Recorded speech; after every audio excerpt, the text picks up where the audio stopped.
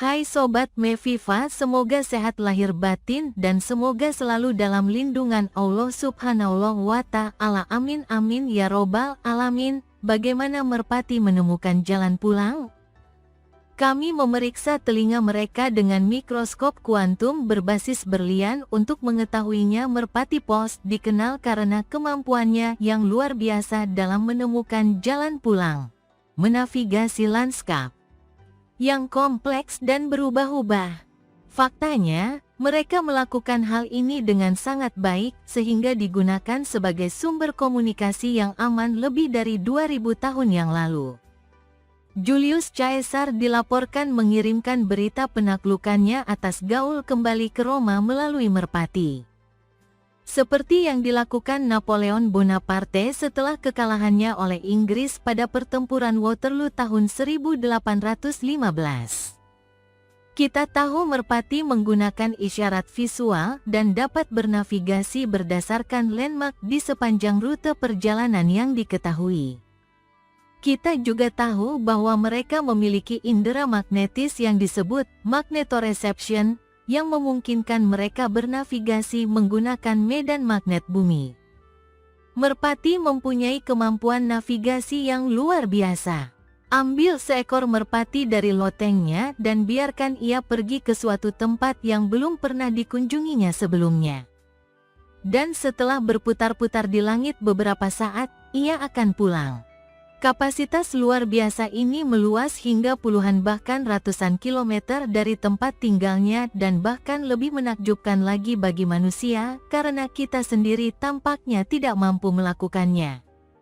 Namun kita telah lama memanfaatkan kemampuan merpati untuk bergerak, terutama untuk membawa pesan di masa lalu. Dan selama beberapa dekade, merpati telah menjadi pusat perhatian dalam upaya para ilmuwan untuk memahami mekanisme peta dan kompas yang mendasar bagi navigasi burung. Jadi apa yang telah kita pelajari? Di luar kontak langsung dengan rumah, dan di luar lanskap yang sudah dikenal burung, harus ada isyarat berskala besar yang tersedia bagi burung yang sedang bernavigasi yang dapat digunakan untuk memperkirakan posisinya relatif terhadap rumah. Banyak teori yang naik dan turun, mulai dari membaca busur matahari hingga mendeteksi suara infra jarak jauh. Namun dukungan terhadap hal ini masih sedikit. Kekhawatiran yang bersifat magnetis yang paling menarik dan terus-menerus adalah gagasan bahwa merpati dapat menggunakan gradien intensitas dan sudut kemiringan yang dapat diprediksi di medan magnet bumi untuk memetakan posisi mereka relatif terhadap nilai yang diketahui di rumahnya. Hipotesis peta magnetik menarik dan gigih. Namun sebagian besar tidak didukung setelah penelitian eksperimental selama beberapa dekade yang membingungkan adalah banyak burung, dan mungkin merpati, memiliki kompas magnetis yang memberi mereka petunjuk arah ketika mereka tidak dapat melihat matahari. Kompas membantu membuat pergerakan jarak jauh menjadi efisien dan penting dalam migrasi.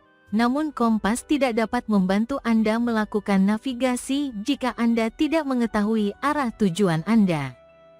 Ini memerlukan peta. Tampaknya tidak mungkin, peta ini ternyata hampir pasti merupakan penciuman. Merpati, dan mungkin semua burung, bernavigasi menggunakan penciuman hidung yang bagus untuk menentukan arah. Merpati yang kehilangan kemampuan mencium tidak dapat bernavigasi. Menipu mereka dengan udara dari tempat yang salah, dan mereka akan terbang ke arah yang salah. Hal ini terdengar sederhana untuk ditunjukkan. Namun pada kenyataannya pengujian hipotesis navigasi penciuman secara meyakinkan telah terbukti sangat melelahkan dan masih ada para ahli yang meragukannya dengan alasan yang masuk akal. Namun bukti-bukti yang kuat dari penelitian selama 40 tahun menjadikan kasus ini cukup kuat.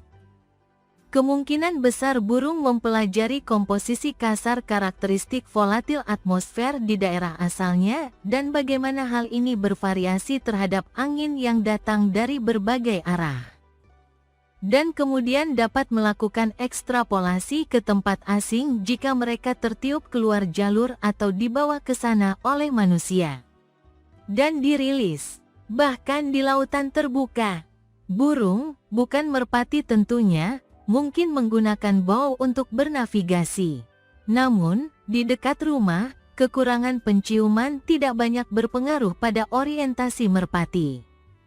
Dan tampaknya mereka beralih ke mekanisme kedua yang didominasi oleh isyarat lanskap visual. Sampai saat ini para ilmuwan kekurangan alat untuk mengamati pergerakan secara detail di luar laboratorium. Namun munculnya teknologi pelacakan miniatur di dalam pesawat seperti GPS kini memungkinkan kita mengikuti burung dengan ketepatan yang menakjubkan dan mengungkap mekanisme kognisi spasial mereka di alam liar. Temuan baru. Kini kita telah mengetahui bahwa merpati yang berulang kali dilepaskan dari tempat yang sama akan segera mempelajari rute pulang yang biasa mereka ikuti dengan setia meskipun itu bukan rute tercepat. Individu yang berbeda belajar dan mengikuti jalur yang berbeda. Rute seringkali mengikuti fitur lanskap linear, seperti jalan atau batas lahan. Namun paling efektif dipelajari pada lanskap dengan kompleksitas menengah. Artinya, lanskap perkotaan mungkin terlalu rumit untuk pembelajaran rute yang optimal. Pasangkan burung dengan gagasan berbeda tentang cara pulang dari tempat yang sama dan hasilnya adalah paparan yang elegan tentang kecenderungan masing-masing burung untuk memimpin atau mengikuti yang lain. Burung yang lebih setia pada rutenya saat pulang sendiri lebih mungkin menjadi pemimpin saat pulang secara sosial. Jadi jika otak merpati berisi jaringan rute yang dipelajari, bagaimana ingatan ini diperoleh dan bagaimana mereka berinteraksi? Baru-baru ini, rekan saya Andrea Fleck dan Dora Biro menunjukkan bahwa mempelajari 3 rute secara paralel tidak menambah kebingungan merpati. Pembelajaran rute dihafal secara independen. Terlepas dari apakah lokasi pelepasannya ditemui secara berurutan, bercampur secara acak, atau dalam rotasi yang ketat. Memperlakukan seni memelihara merpati sebagai laboratorium pembelajaran alami merupakan ilmu baru yang baru kita ambil langkah pertamanya.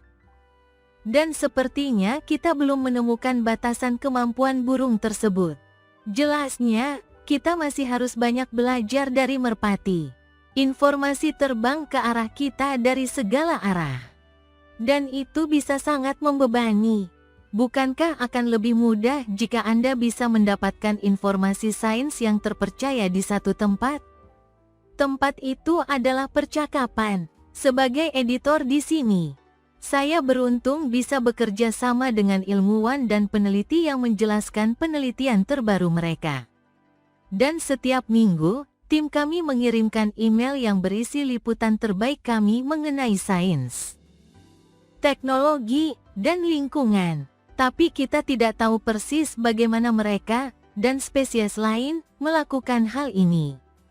Dalam penelitian yang diterbitkan hari ini di Proceedings of National Academy of Sciences, saya dan rekan saya menguji teori yang mencoba menghubungkan magnetoreception pada merpati pos dengan gumpalan kecil bahan kaya zat besi yang ditemukan di telinga bagian dalam mereka. Dengan menggunakan mikroskop magnetik jenis baru, kami memastikan bahwa hal ini tidak terjadi. Namun teknologi telah membuka pintu bagi kita untuk menyelidiki fenomena tersebut pada beberapa spesies lainnya. Pencitraan magnetik kuantum organel besi di dalam koklea merpati Magna cuticulosum adalah struktur subseluler yang terletak di dalam sel rambut telinga bagian dalam dari berbagai spesies burung yang berpotensi relevan dengan magnetoresepsi.